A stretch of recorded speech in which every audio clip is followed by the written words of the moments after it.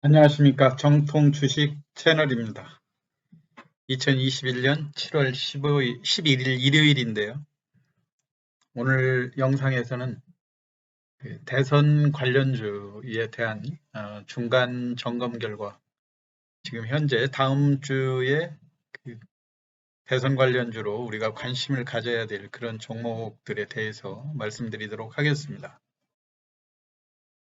영상을 시작하기에 앞서 본 내용은 특정 종목의 매도 매수를 유도하기 위함이 절대 아니고요. 운영자의 주관적 판단에 의한 분석이니 매매에 참고하시되 최종 판단과 책임은 회원님께 있음을 양지하시기 바랍니다. 또한 방송한 종목의 상승과 하락을 보장하지 않으니 오해 없으시길 바라고요. 구독과 알람 설정을 해두시면 시황 정보를 빠르게 받아보실 수 있습니다. 우선 그 시황을 시작하기에 앞서서요. 제가 2022년 대선 관련주 매매 전략에 대해서 지난 177회 영상으로 6월 20일 날 방송한 내용이 있었는데요. 그 내용을 잠깐 한번 살펴보도록 하겠습니다. 시간 관계상 그 내용을 전부 다 또 돌이켜서 볼 수는 없겠지만요. 여러분들이 혹시 관심이 되신다면 177회 6월 20일 날 방송한 내용이 있거든요. 증권맨이 보는 2022년 대선 시나리오와 관련주 매매 방법이라고 하는 그 내용이 있는데 간간히 여러분들이 많이 시청을 해주시고 계시더라고요. 물론 이게 본인의 분석이라든가 그런 것보다는 언론에 이미 보도가 됐던 내용이라든가 또는 상황이 진행되는 것을 보고 각 당의 후보들 움직임 이런 내용들을 정리를 했었는데요. 벌써 그 방송을 한 지 20일 정도가 지났거든요. 20일 이후에 지금 뭔가 윤곽이 잡힌 대목들도 있고 아직도 확실하게 윤곽이 잡히지 않는 그런 상황들이 있거든요. 그래서 그거를 요약해서 한번 제가 보면 그 주요 이번 2022년 대선의 관전 포인트는 여당 후보는 이제 본진이 1차 오늘 저녁에 이제 컷오프 임명이 발표가 되면 6명을 가지고 이제 민주당 후보는 이미 대선 열차에 6명으로 확정이 된 거나 마찬가지죠. 6명 중에서 후보가 과연 그 결선 투표까지 가서 새로운 후보가 되느냐. 과거의 예에 따라서 지금 현재 지지율 1, 2위를 하고 있는 이재명 후보와 이낙연 후보 중에서 결정되는가. 아니면 제3 후보. 그런 말씀도 드렸었죠. 옛날에 노무현 대통령께서 출범할 때 그 지지율 2%도 미만이었는데 그걸 역전시켰다 하는 그런 주장을 하는 사례들도 있고 있는데 여하튼 민주당 대선 후보는 오늘 컷오프가 결정이 되면 6명이 9월 10일까지 최고 후보를 확정하는 그런 상황이 됐고요. 1차 그 전체 투표에서 과반수 후보가 없을 때는 결선 투표를 진행하게 돼 있죠. 근데 이번 관전 포인트가 이제 여당 후보는 일찌감치 이제 한 명으로 좁혀가 지는데 과연 야권 연대, 야당 국민의힘 후보가 됐든 또는 제3야당이 됐든 그 야당 후보들하고 지금 현재 어느 당에 소속되어 있지 않은 제3지대의 후보, 윤석열 후보의 지지율이 현재 1위를 달리고 있는데 과연 어떠한 행보를 취할 거냐 그런 말씀을 드렸었는데 이게 아직도 그 윤석열 후보가 입당을 할 건지 장애 항보를 길게 해서 나중에 국민의힘 후보가 한 명으로 확정되고 난 다음에 야당 후보끼리 1대1 단일화 매치를 해서 본선으로 직접 나갈 건지 이런 이야기를 하는 이 와중에 이제 제3지대의 최재형 원장이 급작스럽게 부상되는 그런 상황이 되지 않았습니까? 이제 부친상도 지난 어제 그 저 영면을 하셔서 부친상까지 다 마무리를 하셨고요. 그 부친이 원래 정치를 반대하는 걸로 나왔지만은 돌아가시면서 유언으로 밝히신 내용이 대한민국을 밝혀라라는 아주 의미심장한 말씀을 남기셨다 해서 이 정치에 참여하는 것은 이제 아주 돌이킬 수 없는 명분으로 된 그런 상황 아닙니까? 그러다 보니까 아예 이 최재형 원장의 행보가 그 앞에 거론됐던 윤석열 후보보다는 다소 명확하게 결정이 될 가능성이 있죠. 물론 이제 그 부친상을 당하고 약간의 그 숙려 기간이 또 필요하시겠지만은요. 향후의 행보가 국민의힘에 입당을 해서 그 당내에서 확실한 진로를 확보할 그런 가능성이 제일 높아지는 그런 상황이죠. 이거로 인해서 이제 앞으로의 지난 주말부터 최재형 관련주 쪽으로 해서 한일 단조라든가 오픈베이스, 이루온 이런 관련주들이 강하게 올라오고 반대로 지지율 1, 2위를 다투고 있는 윤석열 후보라든가 이재명 관련주들이 주가가 지금 많이 약해져 있는 그런 상황인데요. 과연 우리들이 이러한 그 인맥 관련주 이외에도 소형 원자력 관련주가 이번 대선의 핵심이 될 수 있다고 하는 것. 물론 그 지금 지지율 1위를 달리고 있는 윤석열 후보도 그 원자력 공학과라든가 이런 데를 찾아다니면서 지금 현재의 그 정부가 그 탈원전은 잘못된 거라는 이런 메시지를 계속 내놓고 있지 않습니까? 마찬가지로 최재형 원장도 감사원장으로 재조직돼 있을 때 원전을 중단한 거에 약간의 그 비리 편법 이런 것들로 인해서 기존의 산자부 장관이 지금 기소가 되는 그런 사태까지 됐죠. 그렇기 때문에 원자력과 관련돼서는 앞으로 그 야당의 힘이 야당의 발언이 세지면 세질수록 우리가 원자력 관련주도 결코 도외시할 수 없다고 하는 측면에서 인맥주로 최재형 관련주라든가 그 다음에 그 소형 원자력 관련주에 대해서 오늘 간략하게 한번 알아보는 시간 갖도록 하겠습니다. 먼저 이제 윤석열 관련주는 지금 지지율 1위는 달리고는 있지만 이제 본인의 행보가 명확히 결정되지 않았다고 하는 것이 투자자들 입장에서는 리스크라면 리스크라고 할 수 있죠. 과거 지지율을 1위를 달리고 그 언론에 직접 노출되지 않고 정치 참여 선언을 하기 전에는 주가가 대표적인 그 애니 능률이라든가 이런 것들이 3만 원을 호가했던 이런 주식들이 지금 다소 그 가족에 관련된 그,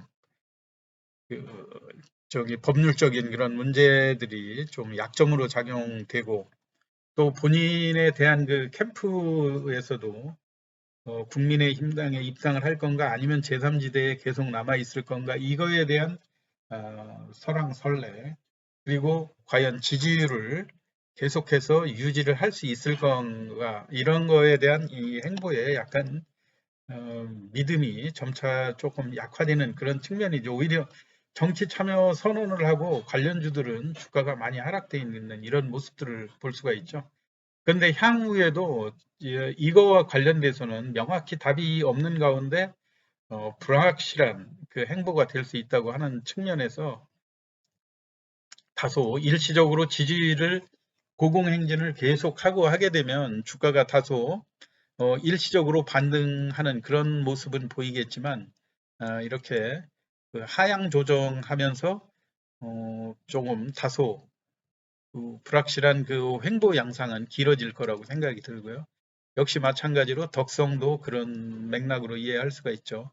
3만 원대 있던 이런 가격에서 주가가 계속해서 밀리고 이런 상황이기 때문에 그래서 대선 인맥주를 투자할 때 어느 정도 그 고점에서 더 이상 추가로 고점을 경신하지 못하고 주가가 하락하는 그런 모습들, 조정의 기미가 보이고 한다든가 하면 무작정 중기 투자가 답은 아니거든요. 그리고 지금 현재 3만 원대 가 있던 주식이 18,000원대까지 내려왔다고 그래도 앞으로 아무리 이익에 호전된다고 그래도 기존의 고점을 과연 극복할 수 있을 건지 이것도 의문이지 않습니까? 그렇기 때문에 대선 인맥주의 투자는 그만큼 신중을 기해야 된다고 하는 점.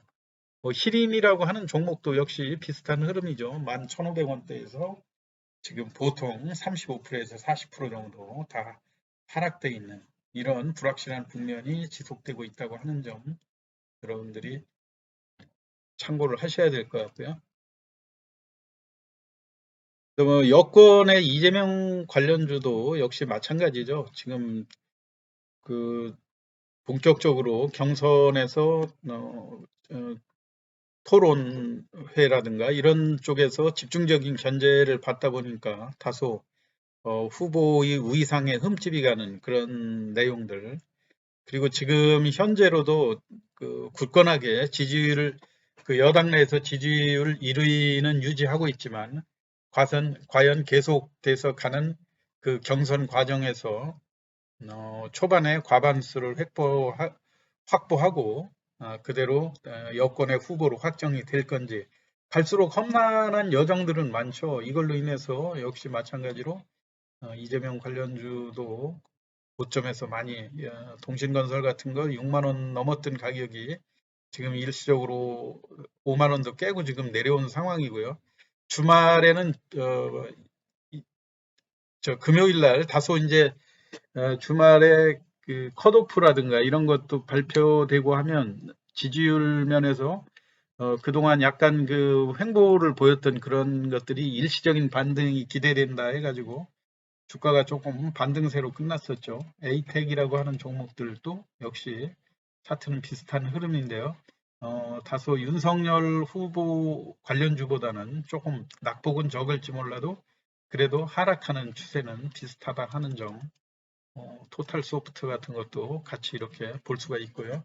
일시적으로 주 초반에 반등세를 이어갈 가능성 그런 것들은 조금 견지가 되고 있죠. 상대적으로 이낙연 후보 같은 경우는 조금 바닥권에서 좀 토론회에서 다소 우월한 그 입지를 후보의 안정감이라든가 도덕성 이런 측면에서 높은 점수를 받았다고 볼 수가 있겠죠. 그렇지만 여전히 지속적인 상승에는 한계를 보여줬다. 그런 측면들. 그리고 이제 그 제3 후보군에서 최재형 후보가 비교적 또 안정적인 그런 그 입지를 확보하면서 주가가 상승하는 그런 모습인데요. 그 종목들도 한번 보여드리도록 하겠습니다. 우선 뭐 다 많이 알려져 있듯이 최재형 후보 하면 이루온과 오픈베이스죠. 다 대표이사라든가 지분을 갖고 있는 오너들이 경기고와 서울대 인맥으로 연결이 돼 있다고 하는 점. 이걸로 인해서 주가가 최근에 강세는 보여주고 있는데 단점이라고 하면 이루온이나 오픈베이스나 둘 다 똑같이 지금 투자 경고 종목으로 묶여 있어 갖고 신용이라든가 미수가 안 되는 이런 측면 때문에 거래량이 보통 4천만 주, 5천만 주대 머물러 있던 것들이 1,000만 주 미만으로 400만 주, 500만 주로 급격히 줄어들어 있는 그런 모습이죠. 그런데 향후의 행보에 따라서는 지금 절대 가격 측면에서는 윤석열 관련주라든가 이재명 관련주들보다는 아직도 저점에 있기 때문에 향후의 정치 행보에 따라서 추가적인 신고가 경신도 기대해 볼 수 있다고 하는 측면에서 여전히 일단 단기적인 입지에서는 가장 유리한 위치를 확보하지 않았는가 그렇게 생각이 돼요. 그리고 마찬가지로 오픈 베이스도 그런 추세고요. 고점에서 7,500원을 향해서 반등하는 모습. 그리고 상대적으로 이제 이 한일단조라고 하는 종목이 오히려 거래량도 활발하고 주가에 그 매수세가 많이 몰리는 그런 상황이죠. 이거는 그 이루온이라든가 오픈베이스가 그 투자 경고 종목으로 묶이는 사이에 다소 상승폭이 적었던 한일단조가 아직은 정상적인 매매 관련주로 경고라든가 그 단기과열 이런 종목으로 묶이지를 않았기 때문에 이쪽으로 다소 매수세들이 많이 몰리는 그런 상황인 것 같아요. 그리고 가격 자체도 기존 다른 종목들보다 주가도 싼 그런 상황에 있고, 무엇보다도 지금 한일단조라든가 이런 것들 기업 내용을 살펴보면 자동차 부품으로도 연결이 되어 있고요. 자동차 부품으로도 지금 정부가 전기차라든가 이런 쪽으로는 해서 소형 자동차 부품들을 집중적으로 육성한다는 그 핵심 공약에 속해 있는 그런 종목이지 않습니까? 그 다음에 이제 유도탄 개발과 관련해서 유도탄의 사거리를 그 제한을 풀면서 유도탄에 대한 중요성, 이걸로 인해서 방산주로도 좀 묶여 있고요. 그렇기 때문에 한일 단조에 대한 관심이 많이 늘어난 것 같고, 지금 시가총액으로 봐도 1200억 정도라고 그러면 주가가 올라 있는 거에 비해서 아직은 그 시가총액이 이렇게 부담이 되는 그런 수준이 되는 건 아니지 않습니까? 그리고 회사의 내용이라든가 재무적인 구조 이런 측면에서도 비교적 안정적인 그 실적을 보여주고 있다고 하는 측면에서 한일 단조에 대한 관심은 더 커질 거라고 생각이 됩니다. 그리고 이제 이번 대선의 야당의 핵심 공약은 아무래도 이제 그 과연 탈원전이 올바른 건가? 이제 탈원전을 일부 후퇴해서 우리가 원자력을 다시 육성해야 되는가? 이런 게 이제 야당의 그 발언권이 커지면 커질수록 이 원자력에 대한 중요성이 커지면서 시장에서도 주가가 반등하는 그런 모습들을 많이 볼 수 있지 않습니까? 더군다나 두산 중공업 같은 것이 SMR 그 미국과의 협업 이런 이야기가 나왔을 때 32,000원 고점을 기록한 이후에 조정폭을 키우면서 바닥권에서 완만하게 상승을 시도하고 있다고 하는 측면들, 이런 걸로 볼 때 일단 두산 중공업을 필두로 해가지고요. 그 다음에 한전 산업과 관련된 그런 관심도 지속적으로 가져야 되겠죠. 한전 산업이 지난번 18,600원까지 상승을 한 다음에 최근 조정을 보이다가 그 윤석열 후보가 뭐 카이스트라든가 이런 원자력과 관련된 기관들을 방문한다는 뉴스가 나오면 주가가 제일 먼저 반등하는 그런 모습들을 보여주고 있거든요. 지난번에 18,600원에서 다소 약간의 조정을 거쳐서 다시 그 약하면 다시 돌아서서는 반등을 모색하는 그런 상황으로 돼 있죠. 그렇기 때문에 일단 그 원자력 관련주의 핵심으로서 두산중공업이라든가 한전산업, 그리고 또 보성 파워텍에 대한 것도 지금 고점 6,000원을 기록해 놓은 다음에 일시적으로 조정을 했다 다시 또 상승을 모색하고 있는 그런 상황이거든요. 그런데 최근에 이제 우리가 중요하게 봐야 될 것은 아무리 원자력 관련해서 이런 것들이 정책 테마로 자리 잡는다 하더라도 시장에서 제가 최근에 그 상승 흐름이 계속 지속적으로 이어지지 않는다고 하는 점을 많이 강조를 했죠. 그러니까 이 주식을 보유해서 수익 내는 것보다는 매매로 수익 내는 쪽에 사람들이 관심이 더 많다고 하는 점, 그걸 명심을 하시고요. 당일날 상승폭이 10%에 근접을 하면 그 대부분이 초기 투자하시는 분들, 우리가 삼성전자라든가 이런 것들 우량주라고 해서 계속 들고 있어서 수익을 내주는 게 아닌데, 마찬가지로 개인들이 그 시장에서 이렇게 매매로 대응할 그런 자신이 없으니까 우량한 종목이다 또는 정책적으로 이게 대선 관련주다 하면 이거를 길게 가려고 하는 경향이 무지 강하거든요. 그렇지만 최근 흐름을 보시면 여러분도 아시다시피 거래량만 많이 늘어나고요. 이 거래량이 결코 그 매집이라고 하는 그런 모습들하고는 전혀 차원이 다른 거거든요. 당일날 한 번에 여러 번 그 5%, 3%, 5% 정도의 차익을 노리고 당일 매매하는 세력들이 그만큼 많다고 하는 점, 이것들을 참고하셔가지고 장중에 이게 쉽게 상한가를 들어가고 이튿날 이어질 종목들은 상한가가 빨리 들어가거든요. 그런데 상한가라고 하는 것들을 여러분들이 너무 목표가를 높게 잡을 필요가 없는 것이, 지금 시장에서 그 지수도 3,300을 놓고 100포인트 정도 선에서 그 조정폭이 커지는 그런 모습들 아닙니까? 그런 상황에서 30% 이상 무리하게 욕심을 내는 자체가 투자를 어렵게 하는 것이 될 수 있다. 이런 점을 명심하셔가지고요.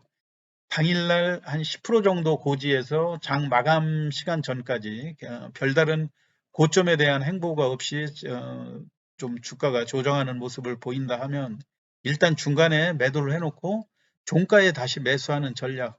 지금까지 이게 계속해서 맞아 들어간 그런 상황이거든요. 그러니까 여러분들이 다음 주에도 매매하실 때는 무작정 누구누구 관련주라 그래서 누가 강하다 해가지고 사놓고 기다리려고 하는 그런 전략들은 통하지 않는다고 하는 것을 명심하시고, 그 보유보다는 어떻게 트레이딩을 할 건가, 매매의 관점으로 많이 시장이 바뀌었다고 하는 점을 명심을 하셔가지고요.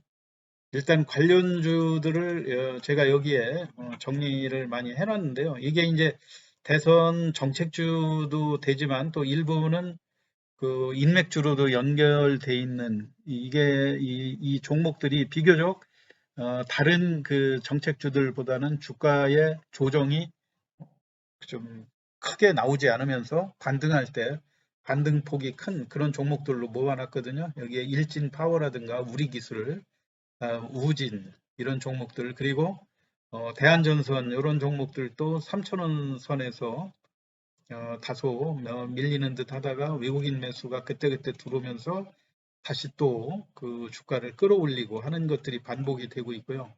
역시 대원전선도 인맥주로 연관이 돼 있지만은 기업의 실적이라든가 또 이런 면들로 볼 때 2,700원이면 다소 약한 가격대라고 하는 점, 언제든지 반등세로 돌아설 수 있는 이런 주식들이니까요. 관심 있게 보시면서 다음 주 초반에 매매에 참여를 하시면 좋을 것 같습니다. 이상 주말 시황 마치겠습니다. 여러분들 경청해 주셔서 감사합니다.